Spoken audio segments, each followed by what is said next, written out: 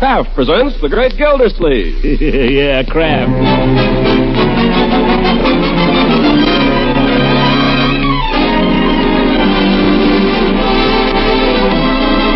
The Kraft Cheese Company, makers of Parquet margarine and a complete line of famous quality food products, presents Harold Peary as The Great Gildersleeve.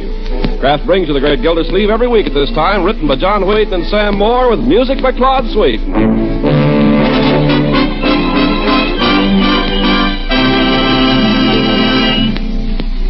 We'll hear from The Great Gildersleeve in just a moment. We've just made the interesting discovery that there are 600 ways you can enjoy Parquet margarine as a spread for bread. And we came to this interesting conclusion thanks to a new book. Would you believe it? This new book gives nearly 600 recipes for bread. So we figured it this way. Parquet margarine tastes well on any kind of bread. And since there are nearly 600 varieties, well, there's practically no end to the ways you can enjoy Parquet's fresh, delicate flavor on bread. And remember, Parquet is highly nourishing, too. It's one of the very best energy foods you can serve. What's more, Kraft guarantees every pound of Parquet to contain 9,000 units of important vitamin A. So be sure to buy Parquet, P-A-R-K-A-Y, Parquet margarine, a nutritious spread for America's bread. Don't forget, Parquet is made by Kraft.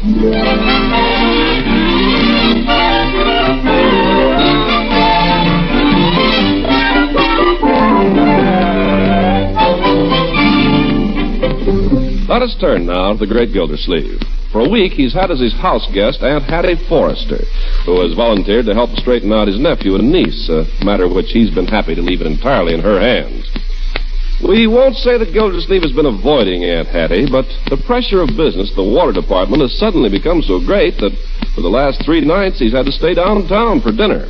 And this morning, his fatigue is such that he's allowed Bertie to persuade him to have breakfast served to him in bed, while the rest of the family have theirs downstairs. Breakfast upstairs, breakfast downstairs.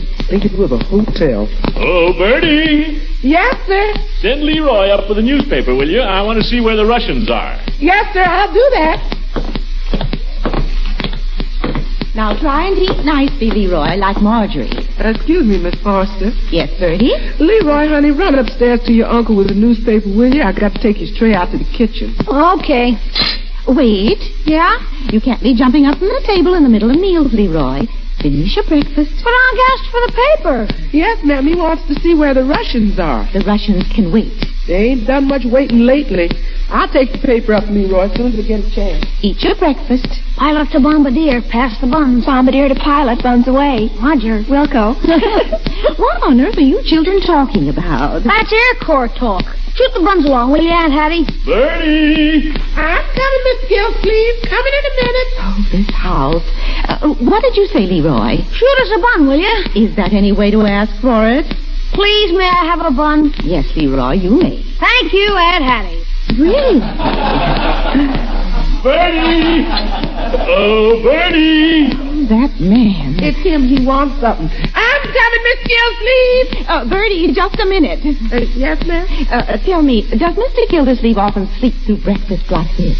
Oh, he ain't asleep. He's just resting. It's because he's been working so hard these last few days. Are you kidding? Shut up. That's right, because he's been working so hard. Does he often fail to come home to dinner? Well, just these last few days. But it's like Miss Marjorie said, it's on account of him working so hard. That's it. Yes, ma'am, he sure is a hard-working man, Mr. Gildersleeve. That's all he does is work. Work, work, work. He's a hard-working man. Yes, ma'am, he works hard. Well, be that as it may, we ought to stick to some kind of a schedule. After all... Oh, Mr. Gildersleeve, I was coming right up. Yeah, well, that's all right, Bertie. Good morning, Uncle Mort. Good morning, my dear. Hattie, hope you'll excuse the bathrobe. I just thought if you'd finished with the paper. I was just saying to Bertie, Throckmorton, I think it's important to the children that we establish some kind of a household schedule here and stick to it. Great idea. Hand me the paper, will you, Leroy? Thank you. Now, I thought if we had breakfast every morning at 7:30 sharp. By George, those Russians. Do you hear, Throckmorton? I'd suggest breakfast at 7:30. You hear that, kids? And I think we should have lunch at 1 o'clock every day, Bertie, and dinner at 6:30. Yes, ma'am. You know, my great-grandmother on her father's side was part Russian. You can't stop the Russians. Or was she French? Throckmorton, are you listening? I said dinner at 6:30. Oh, I'm listening. Yeah, make a note of that, Bertie. Dinner at 6. 6:30. And I think the hour before dinner should be the quiet hour, when we all get together and just enjoy each other's company. That's the way it always was at home. Great idea. What do you know? Harry Beck's gone through bankruptcy again. I wonder how many times that makes it. Now, we'll start by getting up at 7 o'clock every morning. All of us? All of us. You hear that, Unc? Just do as your aunt says, my boy. Don't bother me. I'm reading. And we go to bed at 9. 9? Nobody I know goes to bed before 10. To bed at 9, Marjorie, with lights out at 9:15. You'll see what a difference it makes. You'll be glad to get up in the mornings. And your uncle will find he can accomplish more, too. Wait a minute. Are you including me in this? I'm including everybody. A schedule isn't a schedule if we don't all stick to it. Oh, now, Hattie, after all, I'm not 16, you know. How do you expect the children to do anything if you don't set them an example? Either we have a schedule or we don't. Besides, the children will be much better off. I'm sure Leroy will get better marks in school if he gets plenty of sleep for a change. There's nothing the matter with Leroy's marks now. He got nothing but A's on his last report card. Didn't you, Leroy? Yeah, that's right. We're none of us so perfect we can't improve. Even Leroy. Say, Unc, Yeah? speaking of report cards, Yes? never mind, I'll take it up with you later. What is it, my boy? Well, since you brought it up, I got my marks for the term. Where are they? I got my report card here. Just a sec. Why haven't I seen this card before, Leroy? The new term started a week ago. Well, I forgot. Oh, you forgot. Well, I knew you were busy. Oh, I was busy. Well, I was going to show it to you. I was going to show it to you Monday, so it wouldn't spoil your weekend. Let me see that report card. There. Leroy. I can't imagine what happened, Unc. I got all A's last time, remember? Teacher must have had it in for me. I'll tell you what happened. You didn't do a lick of work all month. That's what happened. Yes, I did. I worked hard. Didn't I, Marge? Didn't I, Bertie? You worked so hard you just barely got through with the skin of your teeth. Honest, Unc? There's no excuse for this, my boy. No excuse whatever. You're perfectly capable of doing good work. It's sheer laziness. By George, if I'd got those marks, I know what my father would have done. I've got a good mind to take you upstairs right now, young man, and... No, Unc, please. Now, Throckmorton. Keep out of this, Hattie. Young man, go up to your room and remove your trousers. But, Unc... You heard me. Take off your pants. Throckmorton, that's no way to handle a child. It's contrary to all child psychology. She's right. I'll do better next month, Unc. You take off your pants right now. He'll do nothing of the sort. I think I'd better go see somebody about something. Look, may I make so bold as to ask who's running this family? No one, evidently. Well... How can you expect a child to do any better in an environment like this? Yeah. What's the matter with this environment? It's a madhouse. Meals at irregular hours, children staying up as late as they please. You don't come home for dinner, you don't get up for breakfast. There's a reason for that. How can you expect them to amount to anything? Yeah. If you think that you can make up for your shortcomings now by beating the boy, well, all I can say is I have no use for any man who would strike a child. Thanks, Aunt Hattie. You shut up. I think I'll go and call up Penny. You stay where you are. Who, me? Marjorie hasn't done anything, Throckmorton. That's right. Contradict me. Ridicule me. Turn my family against me. Oh, that's ridiculous. All right. Have your own way. Do as you like. Coddle a boy. Spoil him. From now on, I wash my hands of all responsibility. I wash my hands completely. Can't even be master in my own house. By George, I got half a mind to go back to bed and stay there till Easter.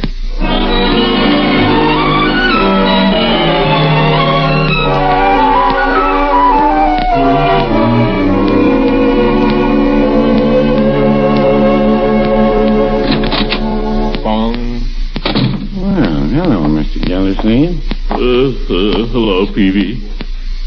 Nice day. Is it? Correct me if I'm wrong. I wouldn't know, Peavy. I wouldn't know. You mind if I sit down? Not at all. I'll seat you first there for the convenience of our customers. Thank you. You look like a man who has something on his mind, Mr. Gildersleeve. Peavy, I want to complain about my sister-in-law. Do you mind? Miss Forrester? Yeah. You know what she's doing? She's trying to turn Leroy against me. Well, now, I wouldn't say that. Well, she is. She's tried to make me out a monster in my own home, a brute, just because I try to maintain a little good old-fashioned discipline. Wants me to spare the rod and spoil the child. Leroy been getting into a little devilment, has he? Devilment? He darn near got flunked out of school. Well, I wouldn't worry about Leroy. He's a pretty smart boy. That's just the trouble. He's smart enough to know that if he can get away with it this once, he can try it again. No, sir, the only thing that'll do that boy any good is a good sound larrapin. Well, now, I know the type, Peavy. I was one myself, and my old man gave it to me plenty. Well, of course, I haven't any boys of my own. Mrs. Peavy and I have often regretted that we haven't. But I'd be inclined to try kindness first. Oh, don't get me wrong, Peavy. I love Leroy. Why, I'd cut off my own right arm rather than harm a hair of his little head. I'm sure you would. But by George, he's either going to cut out this loafing and get down to business, or I'll thrash the living daylights out of him. You know, speaking of thrashing puts me in mind of a book I read as a boy, Little Men. Did you ever read Little Men, Mr. Gildersleeve? I seem to remember it vaguely. Louisa May Alcott, fine writer. Same lady who wrote Little Women. Yeah, I know. Only this one was about little men. Boys' school. Well, one of the boys did something bad. I forget just what. And Professor Bear, who was a kindly old gentleman, instead of whipping the boy, he made the boy whip him. What? Yeah, gave the boy a ruler, told him to hit him across the palm of his hand as hard as he could. What happened? Well, the boy just couldn't bring himself to do it, because he loved the old gentleman. Professor Bear insisted, but the boy just couldn't do it. He threw the ruler down and ran off and cried his heart out. And he never was a bad boy anymore. By George. I've always thought that was pretty smart of Professor Bear. Pretty sound psychology. Yeah. What's the joke, Mr. Gildersleeve? Thinks I'm a monster, does she? Calls herself a child psychologist, eh? Gonna teach me how to run my home, is she? Peavy, here's where I show up, Aunt Hattie.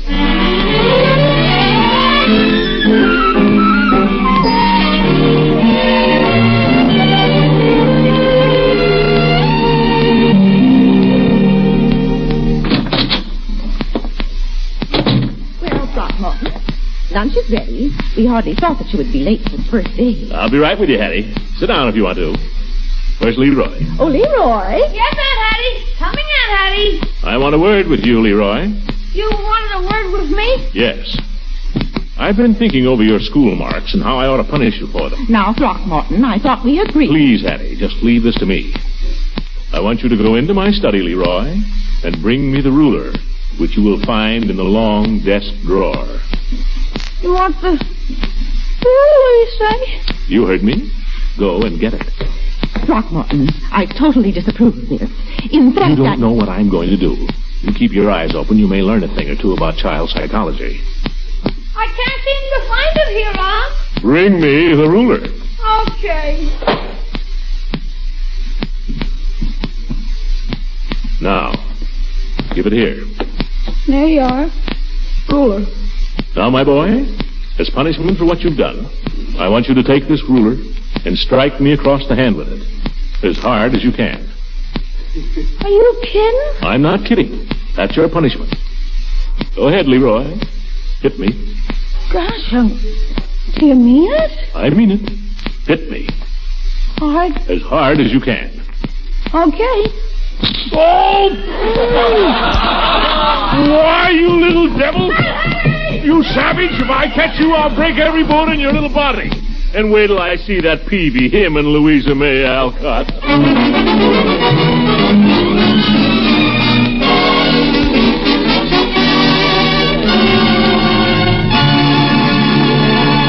The Great Gildersleeve will be with us again in just a few seconds. Speaking of variety in bread, how long has it been since you served Johnny cake, gingerbread, or muffins? Lots of families like these tasty breads. Like them even more spread with delicious parquet margarine. First off, they like parquet because its flavor is so fresh, so delicate, so satisfying. And here's another reason parquet margarine goes over so big at mealtime. It's the smooth, easy way parquet spreads on bread. Why, even with crumbly breads like Johnny cake or gingerbread and muffins, parquet spreads on smooth, easy as can be. And of course, parquet provides wonderful nourishment, too. Parquet margarine is high in food energy value, and it's fortified by Kraft so that every pound contains 9,000 units of important vitamin A. So buy the quality margarine that's so nourishing, so satisfying, so smooth and easy to spread. Buy Parkay, P-A-R-K-A-Y. Now let's get back to the Great Gildersleeve and his augmented family. It's 5 o'clock in the afternoon, and there's an unaccustomed atmosphere of quiet and serenity about the house. The parlor is neat with no comic books or boxing gloves scattered about the floor, no banana peels in the ashtrays. Gildersleeve sits twiddling his thumbs in his easy chair, waiting for the quiet hour to begin and dreading it. Quiet hour. Now what?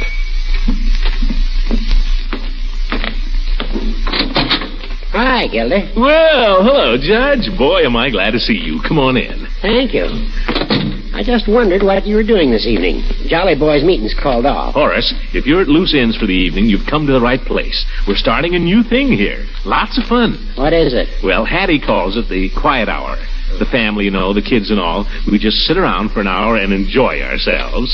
You want to sit in on it? I don't think so, thank you, Gildy. I thought we might go to a picture or something. Oh, this will be lots more fun than a picture. Stick around. No, I guess I'll just go home and read. Don't leave me alone here, Horace. Hey, why not stay for supper? No, thanks. Well, sit down a minute and meet Aunt Hattie then. No, I've got to go, Gildy. Sorry. You like her, Judge? She's more fun than a barrel of monkeys. You'll be crazy about her. What are you laughing at? I hear different, Gildy. Have a pleasant evening.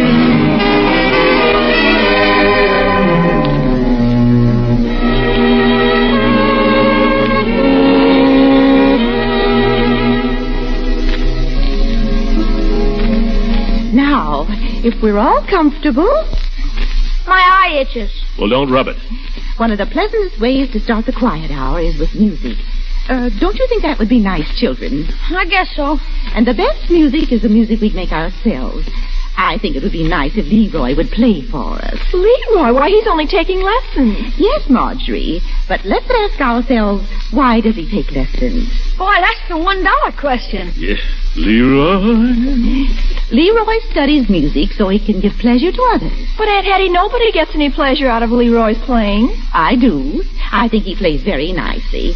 I think if we're all quiet and Leroy plays something, we'll enjoy it. Don't you think so, Throckmorton? Well, go ahead and play, Leroy. And you enjoy it, Marjorie. I'll try. All right, Leroy. Okay, what'll I play? Something you know. Dance with the Snowflakes? No. What about, The Hunter in the Wood? It's so corny. Oh, gosh, what do you expect? I'm only a boy. Yeah, that's right, my boy. You play anything you want to. Oh, I know. Here's one I can play pretty good. Ladies and gentlemen, Minuet by Bach. Fine.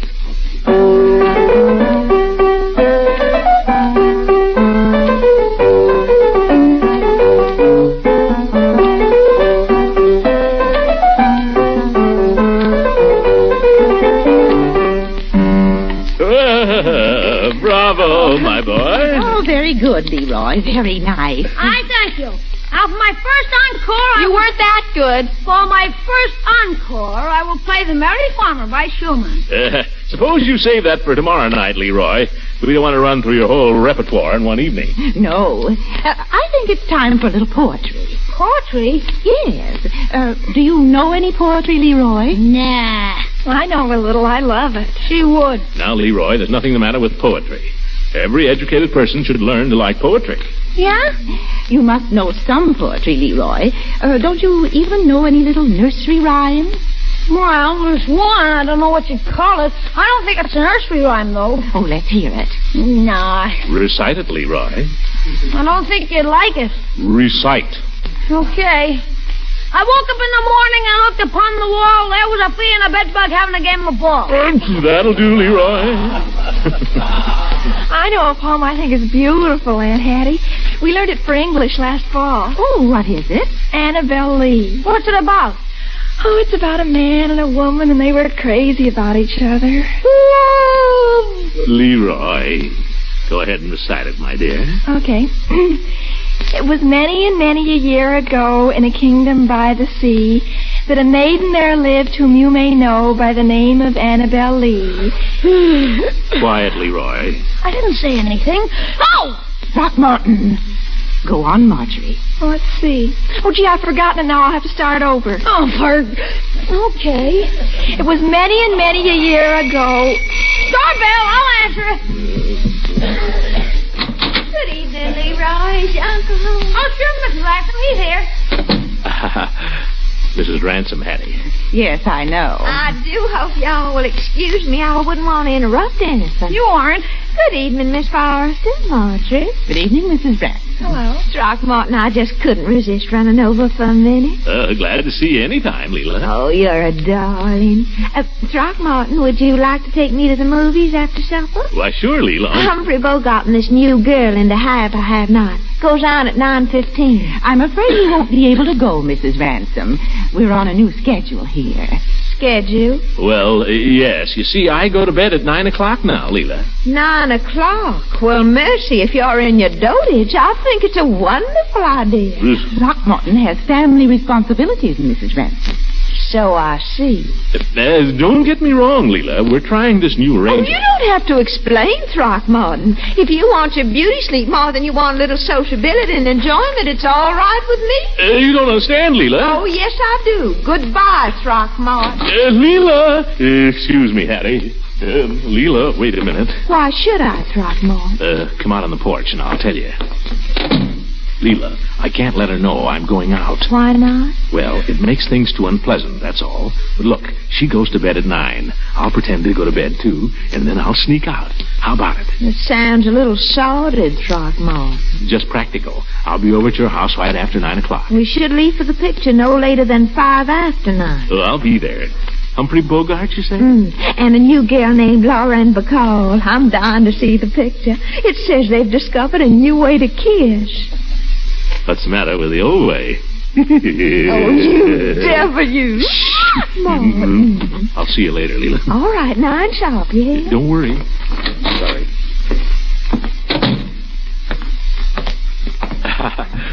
Well, sorry to interrupt our little quiet hour, children. I had to talk a little business with Mrs. Ransom. Young man. Marjorie, suppose you go on with your recitation. Yes, by all means, Marjorie. Continue. It was many long years ago in the country by the sea. Marjorie. Okay.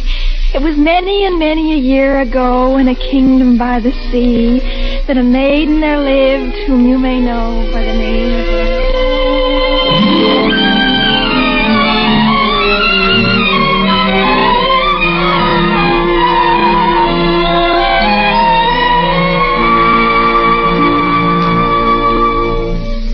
Well, Leroy, bedtime. Already? Now remember, Leroy, we agreed we'd go promptly. Is it really 8 o'clock? It certainly is. Marjorie's gone up already.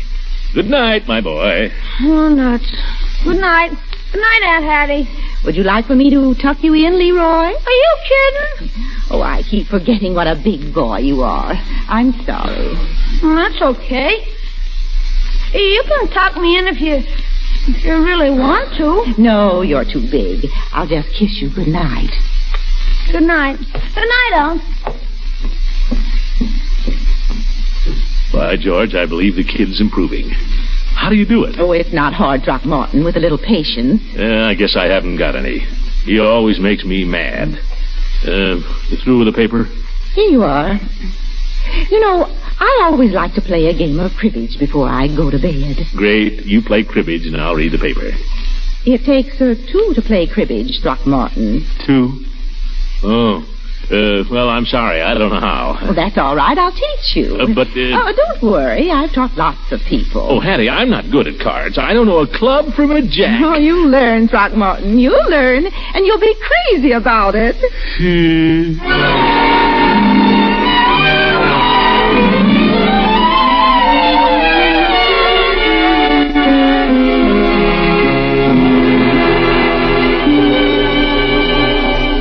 15-2, 15-4, and a pair is 6, and a double run is 12. Go. Go? I've explained that to you, Throckmorton. Have you played? Oh, let's see. I've got a pair. Muggins. What? Didn't I explain Muggins to you? No. Well, when you make a mistake, I can call Muggins, and I get a point. That puts me out. Muggins, you mean the game's over? That's right. I won. Didn't you enjoy it? Oh, yes. Let's play one more. Oh, but Hattie, it's almost 9 o'clock. Well... Kind of tired tonight. Yeah, it's about time to turn in. Get a little good old shut-eye. Well, I suppose we'd better stick to our schedule. Yeah, that's right. Regularity, that's the thing. Throckmorton. I didn't want to bring this up while the children were here. But this Mrs. Ransom, where is her husband? Oh, he died a couple of years ago. Are you sure? Yeah. Why? Well, she looks like the divorcee kind to me. Now, Hattie, she's a very nice woman. Well, I dare say she's all right in her way. It's none of my business anyway. Well... let's play one more game of cribbage, Throckmorton. But, Hattie, it's 9 o'clock. It's 2 minutes after 9. Oh, what's the difference? One game, maybe 15 minutes. The important thing is to be sound asleep by 10. I've got to be sound asleep at 5 after 9. Oh, silly. One game. Now, come on, I'll deal. Yes, I remember when I taught my sister Hilda to play cribbage. She didn't like it at first, and then after a while, she was crazy about it. I'll never learn it. Oh, yes, you will. You're catching on very fast. Pick up your hand, Throckmorton. But I don't want to play. Oh, no. These are the ones you pick up. Confound it, Hattie. Now, who on earth can that be? I haven't any idea. I'll answer. No. Let me answer it. Well, go ahead and answer it, Throckmorton. No, I guess I better not. Shall I? No, don't answer it, Hattie. It's probably just somebody who wants to complain about the water department. I've told them not to switch those calls here. Let it ring. Yeah, let it ring. Very well, Throckmorton. Go ahead and play. It's your play, Throckmorton. Uncle Mort, telephone! Miss Gildersleeve, telephone! Throckmorton, your play. Oh, Muggins.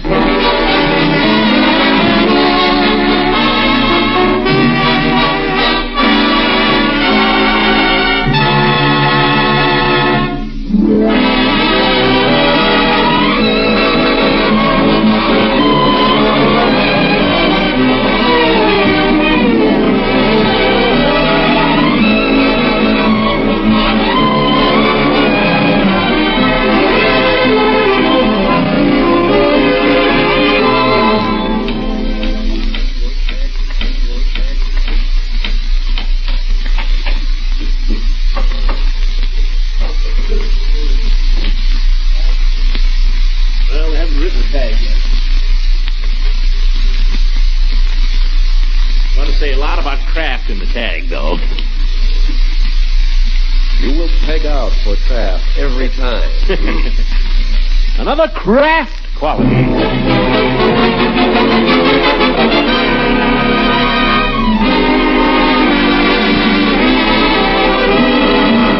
Ken Carpenter speaking for the Kraft Cheese Company, makers of parquet margarine and a complete line of famous quality food products, inviting you to join us again next week at the same time for the further adventures of the Great Gildersleeve. Good night, Mr. Kraft.